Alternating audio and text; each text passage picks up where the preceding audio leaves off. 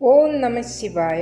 തിരുവാതിര വ്രതത്തിന്റെ പിന്നിൽ നിരവധി ഐതിഹ്യങ്ങളുണ്ട്. അതിലൊന്നാണ് ശിവപാർവതി പരിണയം. കൂടാതെ ശ്രീകൃഷ്ണനെ ഭർത്താവായി ലഭിക്കുവാൻ ഗോപസ്ത്രീകൾ കാർത്യായനി പൂജ നടത്തിയ ദിവസമായും ഈ ദിവസത്തെ കണക്കാക്കപ്പെടുന്നു. മകയിരം നക്ഷത്രവും തിരുവാതിരയും ചേർന്ന രാത്രിയിലാണ് മഹാദേവന്റെ ജന്മദിനം. അതുകൊണ്ട് ഈ ദിനത്തിൽ വ്രതമെടുത്ത് പ്രാർത്ഥിക്കുന്നതിലൂടെ മഹാദേവന്റെ അനുഗ്രഹം ഉണ്ടാവും. കുടുംബത്തിന്റെയും മക്കളുടെയും സർവ്വ ഐശ്വര്യത്തിന് ധനുമാസത്തിലെ തിരുവാതിര നോമ്പ് ഉത്തമം. ഈ ദിനത്തിൽ വ്രതമെടുത്ത് പ്രാർത്ഥിക്കുന്നതിലൂടെ മഹാദേവന്റെ അനുഗ്രഹം ഉണ്ടാവും, ഒപ്പം ദീർഘസുമംഗലിയായി ഇരിക്കുകയും ചെയ്യും എന്നാണ് വിശ്വാസം. പാർവതീദേവിയുടെ കഠിന തപസ്സിന്റെ ഫലമായാണ് ശിവപാർവതി വിവാഹം നടന്നത്. ഇതിൻ്റെ ഐതിഹ്യമായിട്ടാണ് തിരുവാതിര വ്രതം അനുഷ്ഠിക്കുന്നത്. ഷോർട്സ് വീഡിയോ കാണുന്നവരെല്ലാം ചാനലിൽ ഫുൾ വീഡിയോ കൊടുത്തിട്ടുണ്ട്. ദയവായി അത് പോയി ഒന്ന് വാച്ച് ചെയ്യണം. ധനുമാസത്തിലെ തിരുവാതിരയെ പൊതുവെ സ്ത്രീകളുടെ ഉത്സവമായാണ് കണക്കാക്കുന്നത്. വിവാഹിതരായ സ്ത്രീകൾ കുടുംബത്തിൻ്റെയും ഭർത്താവിൻ്റെയും മക്കളുടെയും ഐശ്വര്യത്തിനും ദീർഘായുസിനും വേണ്ടിയാണ് തിരുവാതിര വ്രതം അനുഷ്ഠിക്കുന്നത്. അതുപോലെ കന്യകകളായ പെൺകുട്ടികൾ തങ്ങളുടെ ഇഷ്ടമംഗല്യ സിദ്ധിക്ക് വേണ്ടിയാണ് തിരുവാതിര വ്രതം അനുഷ്ഠിക്കുന്നത്. ഇത്തവണ തിരുവാതിര വരുന്നത് ഡിസംബർ 27 ബുധനാഴ്ചയാണ്. നിങ്ങൾക്ക് ഉറക്കൊഴിയേണ്ട ദിവസം ചൊവ്വാഴ്ച, അതായത് ഡിസംബർ 26 അപ്പോൾ വീഡിയോ എല്ലാവരും സ്കിപ്പ് ചെയ്യാതെ എൻഡ് വരെ കാണണം. അപ്പോൾ ഇതിൽ ഞാൻ എല്ലാ കാര്യങ്ങളും ഉൾപ്പെടുത്തിയിട്ടുണ്ട്. ക്ഷേത്ര ദർശനം നടത്തി എന്തെല്ലാം പൂജകൾ നിങ്ങൾക്ക് എന്തെല്ലാം പൂജകളാണ്, വഴിപാടുകളാണ് നിങ്ങൾക്ക് ക്ഷേത്രത്തിൽ നടത്തേണ്ടതെന്നും, പിന്നെ തിരുവാതിര ദിവസം നിങ്ങൾക്ക് ജപിക്കേണ്ട നാമം ഏതൊക്കെയെന്നും അതൊക്കെ ഞാൻ ഉൾപ്പെടുത്തിയിട്ടുണ്ട്. അപ്പോൾ വീഡിയോ സ്കിപ്പ് ചെയ്യാതെ കാണണം. അതുപോലെ തന്നെ ആദ്യമായിട്ട് കാണുന്നവരാണെങ്കിൽ ചാനലൊന്ന് സബ്സ്ക്രൈബ് ചെയ്യാൻ മടിക്കണ്ട. അപ്പോൾ ഒരു കമൻറ്റ് തീർച്ചയായിട്ടും എല്ലാവരും ഇടണം കേട്ടോ. ഈ ദിനത്തിൽ വ്രതമെടുക്കുന്നവർക്ക് ശിവപാർവതിമാരുടെ അനുഗ്രഹം ലഭിക്കുമെന്നും പറയപ്പെടുന്നു.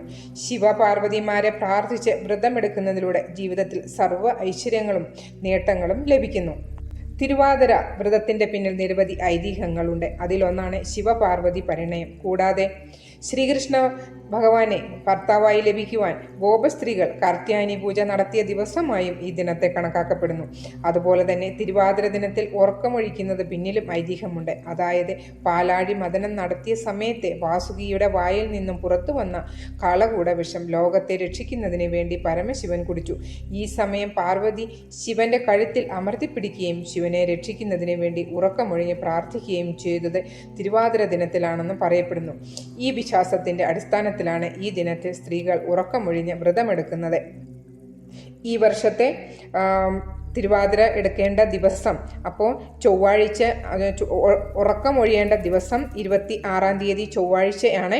അതുപോലെ തന്നെ തിരുവാതിര വ്രതം എടുക്കേണ്ടത് 27 തിരുവാതിര നക്ഷത്രം തുടങ്ങുന്നത് ചൊവ്വാഴ്ച രാത്രി 10:22 മുതൽ തുടങ്ങി ബുധനാഴ്ച, അതായത് 27 രാത്രി 11:30 തിരുവാതിര നക്ഷത്രം അവസാനിക്കുന്നത്. അപ്പോൾ അതിനുശേഷം നിങ്ങൾക്ക് പാരണ ചെയ്യാവുന്നതാണ്. തിരുവാതിര ദിനം പുലർച്ചെ എല്ലാവരും എണീക്കുന്നതിന് മുമ്പായി എണീറ്റ് കുളി കഴിഞ്ഞ് പൂജാ റൂമിൽ നിങ്ങൾക്ക് വിളക്ക് കൊളുത്തി പ്രാർത്ഥിക്കുക. ഗായത്രി മന്ത്രം ചൊല്ലുന്നത് വളരെ നല്ലതാണ്. ശേഷം കണ്ണെഴുതി സീമന്തരേഖയിൽ പാർവതി ദേവിയെ സ്മരിച്ചുകൊണ്ട് കുങ്കുമം അണിയുക. വ്രതമെടുക്കുമ്പോൾ ആ ദിവസം അരിയാഹാരം പൂർണ്ണമായും ഒഴിവാക്കുക. ഗോതമ്പ് ആഹാരം ഒഴിവാക്കുന്നതും നല്ലതാണ്. നിങ്ങൾക്ക് കഴിക്കാവുന്നത് കപ്പ, കിഴങ്ങ്, കാച്ചില്, പിന്നെ മില്ലറ്റ്സ് കൊണ്ടുള്ള ആഹാരമൊക്കെ കഴിക്കാവുന്നതാണ്. പക്ഷേ നമ്മുടെ നാട്ടിൽ അരിയാഹാരം മാത്രമാണ് ഒഴിവാക്കുന്നത്. പക്ഷേ ഉത്തരേന്ത്യയിലൊക്കെ ആണെങ്കിൽ അവർ ഗോതമ്പ് ആഹാരം കഴിക്കാറില്ല. അതുപോലെ തന്നെ പഞ്ചാക്ഷരി മന്ത്രം, പഞ്ചാക്ഷരി സ്തോത്രം, ശിവപുരാണം, ശിവസഹസ്രനാമം എന്നിവ പാരായണം ചെയ്യുന്നത് ശിവപ്രീതിക്കായിട്ട് ഉത്തമമാണ്.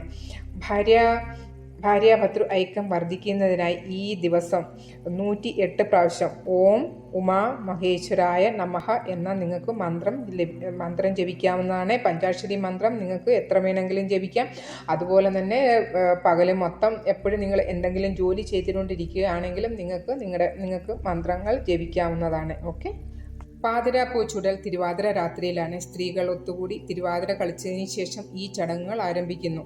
ചടങ്ങിൽ ആദ്യം ദശപുഷ്പങ്ങൾ ഭഗവാനെ സമർപ്പിക്കുകയും ശേഷം ഭക്തിയോടെ ദശപുഷ്പം ചൂടുകയും എന്നതാണ് ചിട്ട. ദശപുഷ്പത്തിൻ്റെ ഓരോ പൂ ചൂടലിനും ഓരോ ഫലങ്ങളാണ് ലഭിക്കുന്നത് എന്നാണ് വിശ്വാസം. തിരുവാതിരയുടെ പിറ്റേന്ന് ക്ഷേത്ര ദർശനം നടത്തി തീർത്ഥം സേവിച്ചതിന് ശേഷം നിങ്ങൾക്ക് വ്രതം അവസാനിപ്പിക്കാവുന്നതാണ്.